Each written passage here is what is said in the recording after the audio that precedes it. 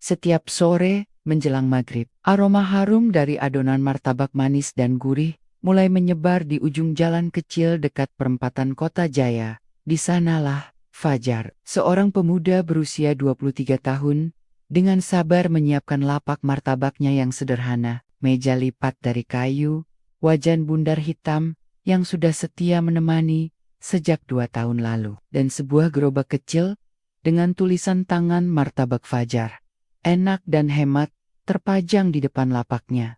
Fajar hidup sederhana. Ia tinggal bersama adik perempuannya yang masih sekolah kelas 3 SMA bernama Rani.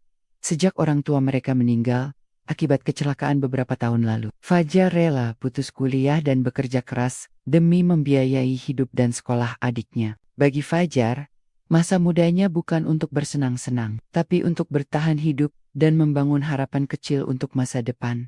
Pelanggan Fajar beragam, mulai dari anak-anak yang suka martabak coklat keju, sampai tukang ojek yang nongkrong sambil nunggu order. Tapi tidak semua orang menghargai apa yang Fajar lakukan. Pernah suatu waktu, ada ibu-ibu lewat sambil ngomong ke temannya dengan suara cukup keras. Masih muda, masa kerjanya cuma jualan martabak. Sayang banget, ya? Fajar mendengarnya, tapi dia hanya tersenyum sambil tetap menuang adonan ke wajan panas. Mungkin mereka nggak tahu aja seberapa pentingnya martabak ini buat hidupku dan adikku, pikir Fajar. Di tengah tekanan hidup, Fajar tetap punya prinsip, kerja dengan jujur dan hati. Martabaknya bukan yang paling mahal, tapi soal rasa. Banyak yang bilang bikin nagih. Setiap malam, Fajar selalu pulang larut dengan tubuh letih dan bau minyak di bajunya. Tapi ada satu hal yang selalu dia pastikan. Rani bisa makan malam dengan senyum dan semangat belajar. Hari itu, seperti biasa, langit mulai gelap dan lampu-lampu jalan mulai menyala. Fajar sedang sibuk melayani pelanggan. Seorang bapak muda yang memesan martabak telur 2 porsi. Mas, yang satu pedes ya, yang satu jangan, kata si bapek. Siap pak, tunggu sebentar ya. Saya buatin yang panas-panas, jawab Fajar ramah. Tangannya cekatan mengaduk isian daging cincang dan daun bawang. Sambil menunggu martabak matang, Fajar sempat menoleh ke jalanan. Ia memperhatikan orang-orang yang lalu lalang dengan pakaian rapi dan kendaraan mewah. Mereka pasti hidupnya lebih mudah, gumamnya dalam hati. Namun Fajar tak pernah iri. Ia percaya hidup masing-masing orang punya jalannya sendiri. Ia hanya ingin jujur pada dirinya sendiri, bekerja sebaik mungkin, dan berharap kelak bisa punya kedai martabak kecil yang tetap sederhana, tapi miliknya sendiri. Malam semakin larut, dan pelanggan makin sepi. Setelah membungkus beberapa pesanan terakhir, Fajar mulai membereskan peralatan. Ia menyeka meja, melipat benar sederhana miliknya, dan mematikan lampu kecil yang tergantung di atas gerobak. Saat ia hendak mengangkat wajan ke atas gerobak, terdengar suara keras dari arah jalanan. Seperti ada sesuatu jatuh atau ambruk. Refleks, Fajar menoleh. Di seberang jalan, di bawah tiang lampu yang agak redup, tampak seorang gadis tergeletak. Awalnya Fajar sempat ragu, mungkin dia hanya duduk atau jatuh karena tersandung. Tapi saat Fajar amati lebih lama, gadis itu tidak bergerak sama sekali. Waduh, jangan-jangan, bisik Fajar. Tanpa pikir panjang, Fajar langsung lari menyeberang jalan. Beberapa orang yang lewat hanya melirik sebentar, lalu lanjut berjalan. Ada juga yang malah merekam dayam-dayum dari jauh. Tapi tak satu pun yang mendekat. Fajar jongkok di samping tubuh gadis itu. Wajahnya pucat, rambutnya panjang dan terurai. Pakaiannya rapi seperti anak kantoran atau mahasiswa. Dia terlihat muda. Mungkin seumuran Fajar atau bahkan lebih muda, Mbak. Mbak, dengar saya, panggil Fajar pelan sambil menepuk bahu si gadis. Tidak ada jawaban. Fajar semakin panik. Tapi dia berusaha tetap tenang. Ia merogoh saku dan mengambil ponselnya yang retak di pinggir. Ia coba menelepon ambulans, tapi tak ada jawaban. Sinyalnya juga lemah di daerah itu. Akhirnya, dia memutuskan satu hal, harus bawa gadis ini ke tempat yang aman sekarang juga. Fajar panggil ojek online dari aplikasi. Untungnya, ada driver yang dekat. 5 menit kemudian, motor datang. Bang, tolong bantuin ya. Ini ada yang pingsan, bisa kita bawa ke klinik terdekat? Si driver awalnya bingung. Tapi melihat wajah serius Fajar, Dia langsung mengangguk. Dengan hati-hati, Fajar mengangkat tubuh gadis itu ke boncengan motor, lalu ikut naik di belakang. Mereka berdua dibawa ke klinik 24 jam, yang tak jauh dari situ. Dalam perjalanan, Fajar hanya bisa berdoa. Semoga kamu gak kenapa-kenapa, Mbak. Entah kamu siapa, tapi kamu manusia, dan manusia harus saling bantu. Sesulit apapun hidup masing-masing. Begitu motor berhenti di depan klinik, Fajar langsung menggendong gadis itu masuk ke dalam. Petrus jaga, langsung sigap, membawa tandu, dan membawa gadis itu ke dalam ruang pemeriksaan. Saat pintu ruangan ditutup, Fajar berdiri di luar, dengan napas berat dan peluh menetes di wajah. Wajahnya letih, bajunya kotor, tapi hatinya tenang. Malam itu, dia tahu martabaknya tak laku sebanyak biasanya. Tapi Fajar merasa, untuk pertama kalinya dalam hidup, ia melakukan sesuatu yang lebih besar dari sekadar mencari nafkah. Dia tidak tahu siapa gadis itu. Fajar berdiri di depan pintu ruang periksa dengan perasaan campur aduk. Tubuhnya lelah, bajunya bau minyak, tapi pikirannya terus tertuju pada gadis yang baru saja ia tolong. Klinik itu sepi. Hanya ada 2 petugas malam dan seorang perawat muda yang sesekali menatap Fajar dari meja administrasi. Beberapa menit terasa seperti berjam-jam. Fajar mengusap keningnya yang basah. Tangannya gemetar sedikit. Bukan karena takut, tapi karena ia belum pernah menghadapi situasi seperti ini sebelumnya. Ia biasa menghadapi wajan panas dan pelanggan cerewet. Tapi malam ini berbeda. Tak lama, seorang dokter keluar dari ruangan dengan wajah tenang. Mas Fahar, tanyanya sambil menengok ke arah perawat yang tadi mencatat data cepat-cepat. Iya dok, gimana keadaannya? Tanya Fajar cemas. Syukurlah, kondisinya stabil. Tadi, dia hanya pingsan karena kelelahan berat. Mungkin karena kurang makan atau stres. Sekarang sedang diinfus, dan kami biarkan dia istirahat dulu. Fajar mengangguk pelan. Rasa lega mulai menyusup ke dadanya. Dia sudah sadar, tapi masih lemas. Mungkin Mas bisa tunggu sampai besok pagi untuk bertemu langsung. Tapi kalau mau pulang sekarang, juga tidak apa-apa. Fajar ragu sejenak. Kalau dia pulang, siapa yang menjaga? Tapi kalau dia tetap di sini, siapa yang akan bantu Rani di rumah? Tapi hati kecilnya berkata, dia nggak bisa ninggalin gadis itu begitu saja. Akhirnya, dia duduk di ruang tunggu. Kursi plastik biru yang keras tidak nyaman, tapi cukup untuk membuat tubuhnya istirahat sebentar. Malam itu, Fajar tertidur dalam posisi duduk, dengan kepala bersandar ke dinding, dan suara detak jarum jam menemani kantuknya. Pagi harinya, sinar matahari menerobos lewat jendela kecil di lorong klinik. Fajar terbangun dengan leher pegal dan tubuh yang kaku. Ia langsung berdiri dan mendekati ruang perawatan. Saat hendak mengetuk, pintunya sudah terbuka sedikit. Seorang perawat keluar. Pasiennya sudah bangun, Mas. Tadi minta makan bubur. Mungkin sekarang sudah bisa diajak bicara. Fajar mengangguk dan perlahan masuk ke dalam. Di dalam, gadis itu duduk di tempat tidur dengan selimut putih menutupi kakinya. Wajahnya masih pucat, tapi matanya tampak lebih hidup dibanding semalam. Rambutnya terikat seadanya dan ada bekas infus di tangannya. Saat melihat Fajar masuk, ia langsung menoleh. Kamu yang nolongin aku ya? Suaranya pelan, tapi jelas. Fajar mengangguk, sedikit canggung. Iya, saya lihat kamu pingsan di jalan, jadi saya bawa ke sini. Untung ada klinik dekat. Gadis itu menghela napas panjang. Terima kasih. Ya, aku nggak tahu harus ngomong apa. Fajar hanya tersenyum kecil. NGGAK, usah mikirin itu. Saya cuma ngelakuin apa yang harus saya lakuin. Diam sejenak. Fajar berdiri kikuk, tak tahu harus bicara apa. Sementara gadis itu menatap ke arah jendela. Nama kamu siapa? Tanya Fajar akhirnya. Cinta, jawab gadis itu. Cinta, Aryasat. Nama itu terdengar familiar, tapi Fajar tidak langsung mengaitkannya dengan apapun. Baginya, Cinta hanyalah seorang gadis muda yang ia temukan tergeletak di jalan. Ia tidak berpikir lebih jauh. Kalau kamu, namanya siapa? Tanya Cinta balik. Fajar, Fajar Rahman. Mereka saling mengangguk, dan suasana kembali hening beberapa detik. Cinta menarik napas, lalu berkata pelan, Aku kabur dari rumah. Fajar mengerutkan kening. Kaget. Kenapa?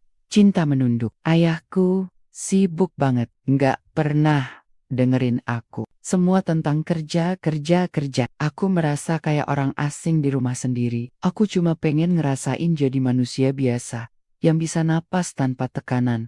Fajar tidak menyangka. Dari luar, Cinta tampak seperti gadis kaya, terawat, dan hidupnya mungkin serba enak. Tapi ternyata di balik penampilannya ada luka yang tak terlihat. Maaf ya, aku malah curhat ke kamu. Padahal kamu udah repotin banget. Karena aku, Fajar cepat-cepat menggeleng. Enggak repot kok. Saya malah bersyukur masih bisa bantu orang lain, walaupun hidup saya juga. Ya begitulah, Cinta tersenyum tipis. Kamu kerja apa, Fajar? Saya jualan martabak tiap sore sampai malam di ujung jalan, dekat perempatan. Lapaknya kecil, tapi alhamdulillah cukup buat hidupin saya sama adik saya. Cinta memandang Fajar dengan tatapan yang sulit diartikan. Martabak. Aku suka martabak. Fajar terkekeh kecil. Besok saya buatin deh. Yang paling enak, rasa coklat keju kacang, favorit pelanggan saya. Cinta tersenyum lebar. Dan untuk pertama kalinya sejak pingsan, wajahnya terlihat lebih hangat.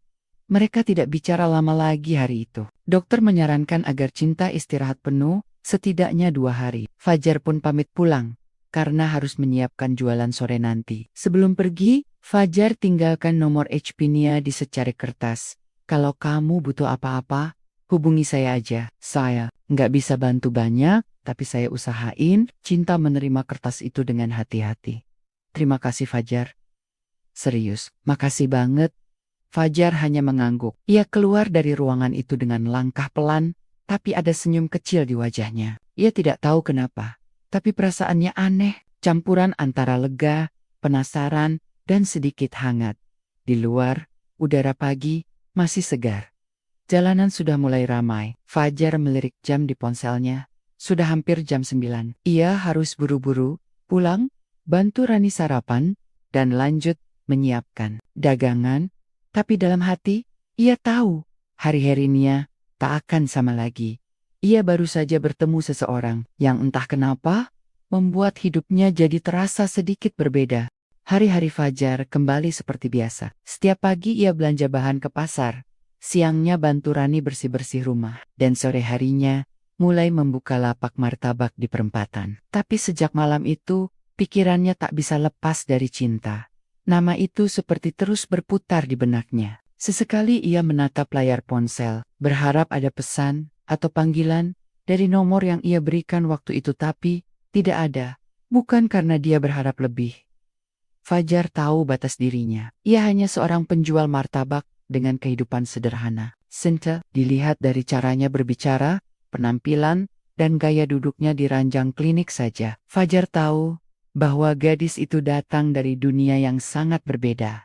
Namun begitu, rasa ingin tahu itu tumbuh, bukan karena kagum semata, tapi karena sejak pertemuan malam itu, Fajar merasa seperti melihat seseorang yang sesungguhnya juga sedang berjuang, meskipun dengan cara yang berbeda. 2 hari kemudian, sore menjelang malam, hujan turun cukup deras, pelanggan mulai sepi, hanya beberapa yang datang memakai payung atau jas hujan. Fajar tetap bertahan di bawah terpal plastik. Sambil menyimpan beberapa adonan yang belum digunakan, tiba-tiba dari kejauhan, sesosok perempuan berjalan cepat mendekati lapaknya, memakai jaket, dan menunduk menghindari hujan. Mas Fajar? Fajar menoleh, sedikit bingung, lalu matanya membesar. Cinta berdiri di hadapannya, dengan senyum malu-malu. Jaket yang ia kenakan sedikit basah. Rambutnya pun lembab, karena sempat kehujanan. Kamu beneran datang? Tanya Fajar, setengah tak percaya. Cinta mengangguk, sambil menyeka air hujan dari ujung rambutnya.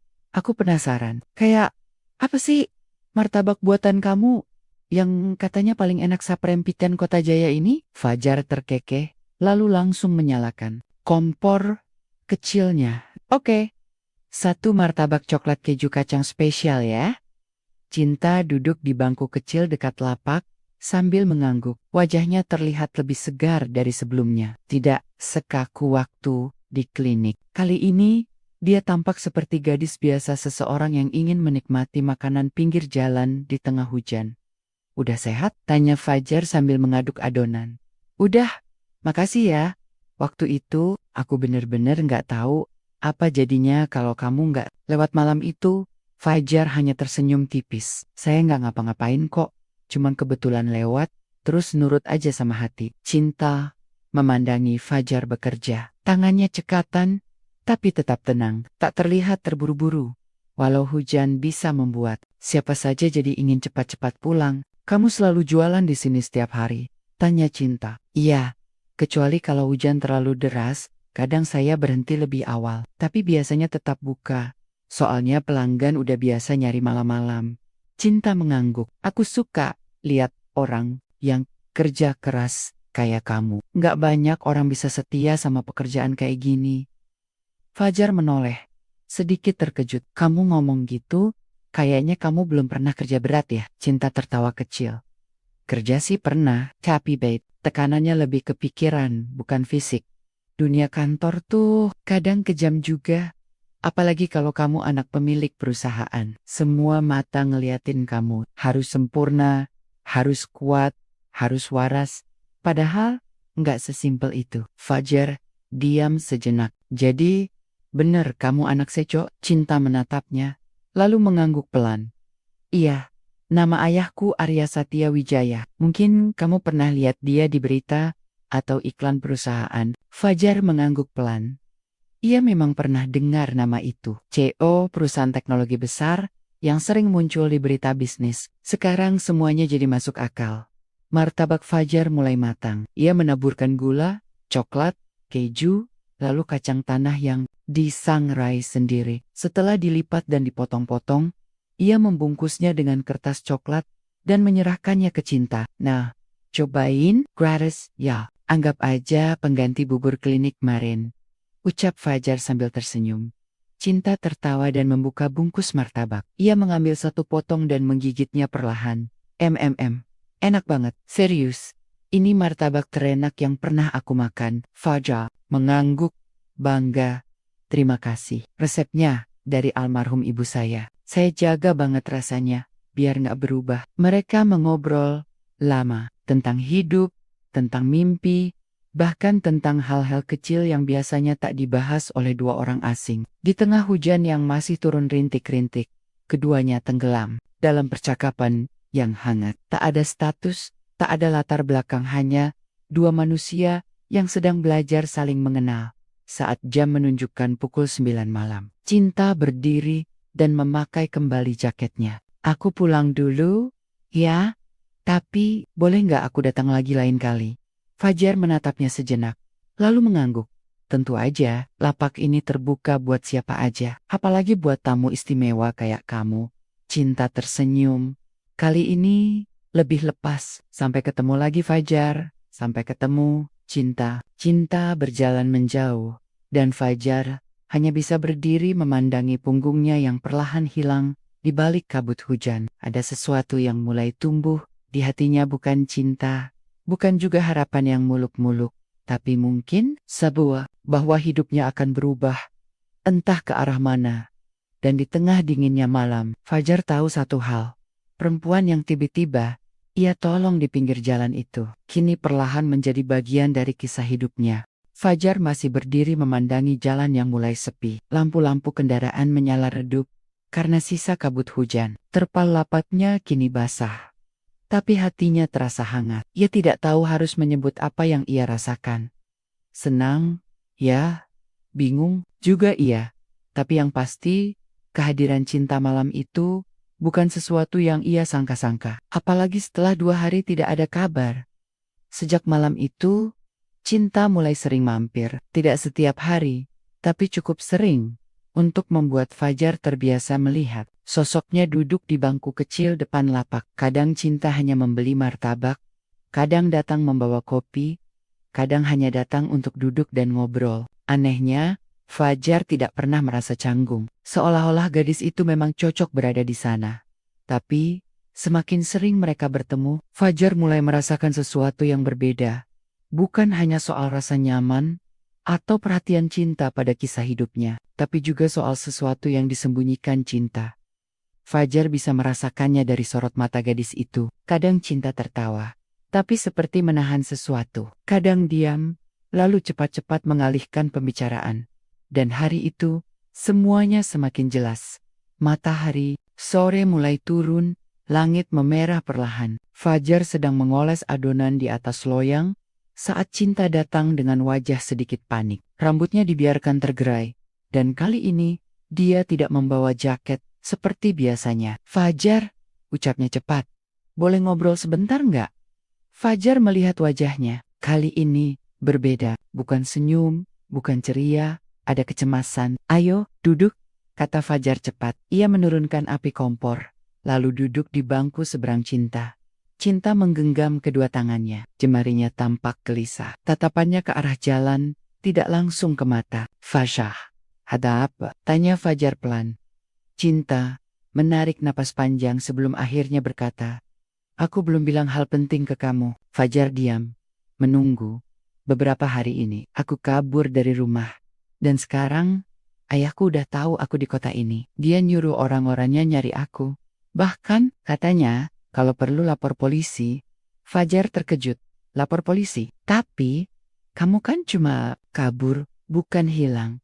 Iya, tapi ayahku, dia panik. Mungkin karena posisinya sebagai publik figur juga, dia nggak mau ini jadi skandal. Makanya dia pakai cara diam-diam, tapi tetap pakai kekuasaan. Fajar mengusap wajahnya pelan. Jadi, mau ngumpet terus? Cinta menunduk. Aku nggak tahu. Aku nggak pengen balik ke rumah. Tapi sekarang, aku juga nggak punya tempat tinggal. Sejak keluar dari klinik, aku numpang di rumah teman kampus lama. Tapi tadi pagi, teman aku bilang, rumahnya mau dipakai keluarga. Dan aku harus pergi besok Fayar Terdium. Ia tahu, ia tidak punya banyak hal dalam hidup. Bahkan, rumahnya pun cuma rumah petak sempit yang ia tinggali bersama Rani. Tapi melihat wajah cinta seperti itu, ia tak bisa tinggal diam. Kamu, kalau nggak keberatan, tinggal dulu aja di rumah saya, ucap Fajar pelan. Cinta langsung menatapnya. Apa Fajar? Kamu serius? Fajar mengangguk. Rumah saya memang sempit, cuma 2 kamar, tapi setidaknya kamu bisa tidur dan makan dengan tenang. Rani juga perempuan, jadi kamu nggak usah khawatir. Cinta tidak langsung menjawab. Ia tampak terkejut, tapi juga terharu. Fajar, kamu nggak harus lakukan semua ini. Tahu, saya tahu. Tapi saya juga tahu. Rasanya jadi orang yang gak punya tempat pulang. Keduanya terdiam cukup lama. Suara kendaraan menjadi satu-satunya pengisi keheningan. Akhirnya, Cinta mengangguk pelan. Kalau kamu benar-benar mengizinkan, aku terima, tapi cuma sebentar, ya, sampai aku bisa pikirkan langkah selanjutnya. Fajar tersenyum. Tenang aja, kita bukan orang kaya, tapi kita bisa bantu semampunya. Malam itu, Fajar mengenalkan Cinta ke Rani. Awalnya, adik kecilnya itu sempat bingung, tapi Cinta langsung bisa akrab. Mungkin karena Rani selama ini kesepian, jadi mudah terbuka pada siapapun yang bersikap lembut padanya. Kak, Cinta cantik ya? Bisik Rani, waktu malam menjelang tidur. Fajar hanya tertawa kecil. Iya, cantik, tapi dia juga capek. Besok jangan cerewetin dia ya. Keesokan harinya, rumah mungil itu terasa berbeda. Cinta ikut membantu masak, menyapu halaman kecil depan rumah, dan bahkan mengelap piring-piring tanpa diminta. Seperti sedang menebus rasa tidak enaknya karena sudah menumpang. Fajar memperhatikan semua itu dari kejauhan, bukan kagum karena Cinta cantik, tapi karena gadis itu ternyata mau beradaptasi, mau turun dari menara gadingnya, dan menjalani hidup biasa, sesuatu yang tidak semua orang bisa lakukan. Namun sore harinya, kejadian yang tidak diharapkan terjadi. Saat Fajar sedang sibuk di lapak, sebuah mobil hitam mewah berhenti tidak jauh. Dari sana, 2 pria berjas keluar. Salah satunya memegang foto. Permisi Pak, mau tanya, pernah lihat gadis ini lewat sini nggak? Tanya pria itu pada salah satu pedagang gorengan. Fajar melihat dari kejauhan, dan darahnya langsung dingin. Ia mengenali wajah di foto itu Cinta. Tanpa berpikir panjang, Fajar langsung menutup kompor dan mematikan lampu lapaknya. Ia ambil ponsel dan mengirim pesan cepat ke Cinta. Ada yang nyari kamu, 2 orang, mobil hitam, jangan keluar rumah. Lalu Ea cepat-cepat bereskan lapaknya dan pulang lebih awal. Di tengah jalan, pikirannya kacau. Ia tahu keputusannya membawa Cinta ke rumah mungkin bisa membawa masalah. Tapi entah kenapa, ia tidak menyesal. Ia hanya ingin memastikan gadis itu aman. Dan malam itu, Fajar sadar bahwa sejak pertemuan di pinggir jalan itu, hidupnya benar-benar berubah. Bukan hanya karena cinta, tapi karena keputusan-keputusan yang perlahan mengubah arah hidupnya. Dan sekarang, semua terasa seperti langkah menuju sesuatu yang lebih besar, sesuatu yang belum ia pahami sepenuhnya. Fajar berjalan cepat menembus geng-geng kecil menuju rumah. Jalanan mulai gelap, hanya diterangi lampu temaram dari teras rumah warga. Langkahnya semakin cepat, napasnya sedikit tersengal. Wajah kedua pria dari mobil hitam tadi masih jelas terbayang. Di kepalanya berpenampilan rapi, wajah tegas, tapi tatapan mereka seperti pencari jejak yang tak akan berhenti sampai menemukan mangsanya. Begitu sampai di rumah, Fajar langsung mengetuk pintu. Tok, tok, Cinta, ini aku Fajar. Tak lama, pintu, wajah Cinta muncul di balik daun pintu, matanya sedikit tegang. Di belakangnya, Rani tampak berdiri cemas sambil memegang segelas teh hangat. Ada apa? Tanya Cinta. Cepat mereka datang. 2 orang, bawa mobil hitam, keliling tani-tania ke pedagang. Salah satunya, bawa fotomu. Jawab Fajar seraya masuk dan menutup pintu rapat-rapat. Cinta terduduk di kursi kayu kecil dekat dapur. Tangannya gemetar. Wajahnya pucat. Jadi mereka benar-benar mencariku sejauh ini. Gumamnya lirih. Tenang, kamu aman di sini. Mereka belum tahu tempat ini, ucap Fajar, mencoba menenangkan. Meski di dalam hatinya sendiri, rasa waspada mulai tumbuh. Cinta menunduk, diam sejenak. Ayahku mungkin akan menyuruh lebih banyak orang. Dia bukan tipe yang mudah menyerah. Rani yang dari tadi hanya diam, mendekat ke arah kakaknya. Kak, kalau orang-orang itu nemuin rumah kita, terus gimana? Tanyanya polos, tapi penuh kekhawatiran. Fajar menoleh ke arah adiknya, lalu mengusap kepala Rani dengan lembut. Kita tetap tenang, kita nggak salah.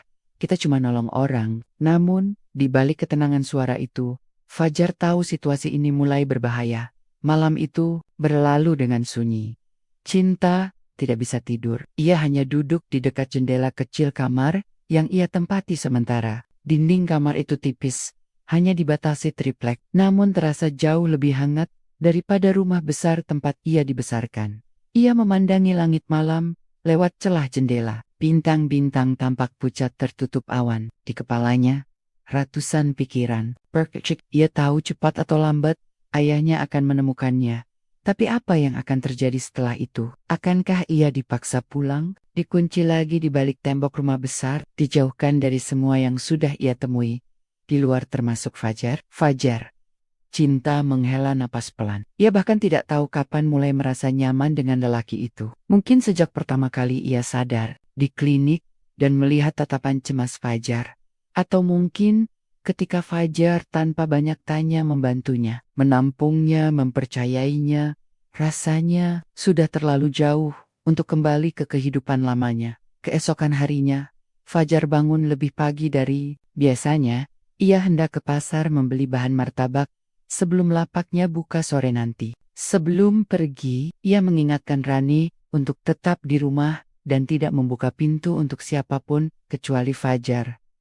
Cinta menawarkan diri untuk membantu menyiapkan bahan-bahan, tapi Fajar menolak dengan halus. Ia tak ingin Cinta terlalu khawatir. Lebih baik dia istirahat dan menenangkan diri dulu. Tapi, saat Fajar baru berjalan 2 gang dari rumah, ia merasa ada yang mengikutinya. Langkah kaki di belakangnya terdengar pelan, tapi cukup konsisten. Ia menoleh, tapi tak ada siapa-siapa. Hanya ibu-ibu yang sedang menyapu halaman dan seorang anak kecil bermain sepeda. Namun, naluri Fajar tidak salah. Saat ia tiba di pasar dan sedang memilih telur, seorang pria mendekat, berpenampilan rapi, rambut klimis, bawa map kecil di tangan. Mas, Fajar? Ya. Fajar menoleh, kaget. Iya, saya. Saya Andika, dari perusahaan Arya Group. Fajar langsung waspada. Maksudnya apa nyari saya ke sini? Saya hanya ingin bicara. Kami tahu Mas Fajar mengenal seseorang bernama Cinta Arya Satya, anak dari Pak Arya. Kami diutus untuk membawanya kembali. Dengan baik-baik, Fajar memalingkan wajah. Dia nggak mau balik. Dia anak di bawah tanggungan perusahaan besar, Mas. Banyak yang jadi pertaruhan. Nama baik keluarga, bisnis, saham. Fajar memotong. Suaranya mulai meninggi. Maaf, tapi dia bukan barang perusahaan. Dia manusia. Dan setahu saya, manusia milih jalan hidupnya. Andika tersenyum tipis. Mas Fajar orang baik, kami tahu itu. Makanya, kami ingin ini diselesaikan tanpa masalah. Tapi kalau Mas Fajar tetap menolak membantu, kami terpaksa memakai jalur hukum. Fajar menghela napas panjang. Ia tahu ini bukan cuma tentang cinta, tapi soal melawan sistem besar yang bisa menghancurkan siapa saja. Ia hanya penjual martabak mana. Mungkin bisa melawan kuasa besar seperti itu, namun di sisi lain, ia juga tidak bisa tinggal diam melihat Cinta dipaksa kembali ke hidup yang ia benci. Malam harinya, Fajar menceritakan semuanya kepada Cinta. Wajah gadis itu memucat. Aku harus pergi dari sini, ucap Cinta. Akhirnya, suaranya pelan, tapi tegas. Aku nggak bisa terus bikin kamu dalam bahaya. Kalau mereka bener-bener pakai hukum, bisa-bisa kamu disalahkan, dipenjara, atau rumahmu disita. Fajar diam. Aik di lantai ruang tamu, memeluk lutut, menatap kosong. Kamu mau kemana? Tanyanya. Akhirnya, Cinta menunduk. Aku nggak tahu, tapi yang pasti, bukan ke rumah ayahku. Fajar mendekat, lalu berkata, kalau kamu pergi sendiri, mereka pasti dapat kamu. Tapi kalau kita pergi bareng, aku bisa bantu sembunyikan kamu. Kita cari tempat lain. Sementara waktu, Cinta menatapnya dengan mata berkaca. Kamu yakin mau ikut terlibat sejauh ini? Fajar, ini bukan soal yakin atau enggak. Ini soal nurani. Dan nurani saya nggak bisa ninggalin kamu. Dan malam itu, mereka membuat keputusan besar. Esok pagi, mereka akan pergi. Bukan kabur tapi mencari tempat di mana mereka bisa berpikir jernih, jauh dari tekanan. Masa lalu memang mengejar mereka. Tapi Fajar dan Cinta tahu, selama mereka saling percaya, mereka masih punya harapan. Fajar mematikan kompor kecilnya. Hari masih sangat pagi. Matahari belum benar-benar muncul. Ia memeriksa ransel lusuh yang akan dibawanya. Hanya ada beberapa pakaian ganti, sedikit uang hasil jualan martabak, dan 2 bungkus roti untuk bekal. Di sampingnya, Cinta duduk dengan tas ransel kecil miliknya. Wajahnya menunduk, seperti sedang menahan gelisah. Rani masih tidur lelap di kamar. Sebelum berangkat, Fajar menyelipkan catatan kecil di samping bantal adiknya. Ranisa, kakak pergi sebentar. Jaga rumah baik-baik ya. Jangan takut. Kakak janji pulang. Kakak sayang kamu selalu. Ia mengecup dahi adiknya pelan, lalu menutup pintu kamar dengan hati-hati. Sebelum keluar, Fajar menatap rumah mungil itu sekali lagi. Tempat penuh kenangan bersama ibunya dulu. Tempat pertama kali ia belajar berdiri sendiri. Dan sekarang, ia tinggalkan demi melindungi orang yang baru beberapa waktu dikenalnya. Tapi entah kenapa, begitu berarti. Mereka pergi menyusuri gang sempit dengan langkah cepat, menghindari jalan utama. Tujuan mereka satu, stasiun kecil di pinggir kota. Dari sana, mereka bisa naik kereta ekonomi ke kota lain, tempat Cinta bisa bersembunyi sementara. Fajar, kata Cinta saat mereka berjalan. Iya? Kalau kamu mau balik sekarang pun gak apa-apa, aku ngerti. Kamu ninggalin semua ini buat aku. Fajar menoleh, tersenyum kecil. Cinta, dari pertama kali ketemu kamu, hidup saya udah berubah. Dan anehnya, saya gak nyesel. Jadi sekarang pun, saya gak akan ninggalin kamu. Cinta menunduk, matanya berkokok-kokok. Kereta berangkat jam 6:30. Mereka masuk ke gerbong, paling belakang, tempat duduk kayu yang dingin, tapi cukup untuk membuat mereka merasa aman. Perjalanan panjang dimulai. Kota demi kota dilewati. Gedung-gedung tinggi perlahan digantikan sawah, hutan, dan perkampungan. Mereka berhenti di kota kecil di utara Jawa, tempat yang tidak terlalu ramai, namun cukup hidup. Fajar Pernah dengar dari kenalan sesama penjual, kalau di sana ada pasar yang cukup ramai untuk memulai usaha kecil-kecilan. Mereka menyewa kamar sederhana di sebuah rumah warga. Dindingnya dari kayu, beratap seng, tapi bersih dan cukup tenang. Pemilik rumah adalah ibu tua ramah, bernama Bu Neneng, yang tidak terlalu banyak tanya. Hari pertama di kota itu, Fajar langsung berinisiatif mencari kerja sambil menabung. Di warung makan milik tetangga Bu Neneng, mencuci piring dan mengantar pesanan. Sementara itu, Cinta juga mulai mencoba hal baru, membantu ibu-ibu sekitar membuat kerajinan tangan untuk dijual di pasar. Hari demi hari mereka jalani bersama. Tak mudah, tapi ada semacam ketenangan yang tak pernah mereka rasakan sebelumnya. Bukan karena tempat itu sempurna, tapi karena di tempat itu tidak ada tekanan, tidak ada sorotan, tidak ada perintah, hanya hidup yang sederhana dan saling menopang. Pada malam ketujuh, mereka duduk di depan rumah kos kecil itu. Langit cerah penuh bintang.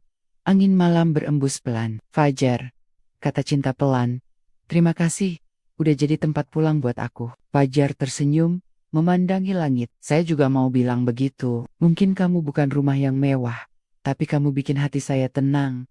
Cinta menoleh, matanya lembut. "Kamu tahu nggak, ayahku bukan orang jahat. Dia cuma takut kehilangan kendali.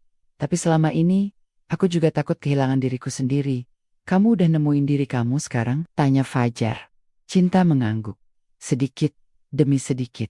"Dan kamu bantu aku buat itu." Malam itu, untuk pertama kalinya sejak semua kejadian, Fajar menggenggam tangan Cinta. Tak ada janji, tak ada kata cinta yang muluk-muluk, tapi genggaman itu cukup untuk mengatakan bahwa mereka siap berjalan bersama. 2 minggu kemudian, dunia mereka yang kecil diguncang kabar besar. Cinta mendapat surat dari ayahnya, dikirim lewat jasa pos, tanpa nama pengirim, hanya tulisan tangan khas sang ayah di sampulnya. Dengan hati-hati, Cinta membuka surat itu. Di dalamnya, hanya ada selembar kertas dan satu kalimat pendek. "Kalau kamu bahagia, aku akan belajar melepaskan." "Ayah," Cinta membeku. Air matanya jatuh perlahan, selem. Ini ia berpikir ayahnya tidak akan pernah mengerti. Tapi, rupanya, waktu dan jarak juga mengubah banyak hal. Ia menyerahkan surat itu ke Fajar. "Dia nggak akan cari aku lagi," ucapnya pelan. Fajar membaca surat itu, lalu menatap wajah Cinta. "Kamu mau pulang?" Cinta menggeleng pelan.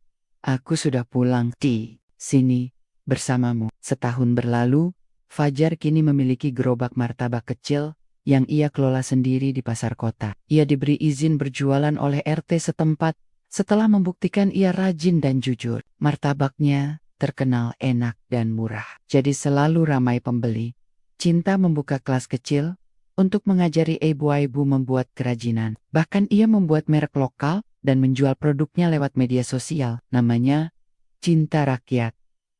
Suatu malam, saat pasar mulai sepi, Fajar menutup gerobaknya dan melihat Cinta berdiri tak jauh, mengenakan gamis sederhana dan jilbab warna abu muda. "Udah selesai jualan?" tanya Cinta sambil tersenyum. Fajar mengangguk. "Capek sih, tapi seneng." Mereka berjalan pulang beriringan. Di tengah jalan, Cinta menghentikan langkah.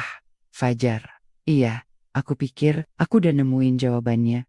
"Jawaban apa? Kenapa aku bisa jatuh cinta sama kamu?" Fajar terdiam, menoleh pelan. "Karena kamu gak pernah janji bakal bawa aku ke istana. Tapi kamu selalu pastikan aku gak sendirian, walau cuma di emperan." Fajar tersenyum. Ia mendekat, menggenggam tangan Cinta erat-erat. "Selama kamu di samping saya, emperan pun terasa seperti rumah." Dan malam itu, di tengah kota kecil yang jauh dari ingar-bingar, di antara gerobak martabak dan kerajinan tangan, dua jiwa yang dulu hanyut karena luka, akhirnya menemukan tempat pulang yang sebenarnya.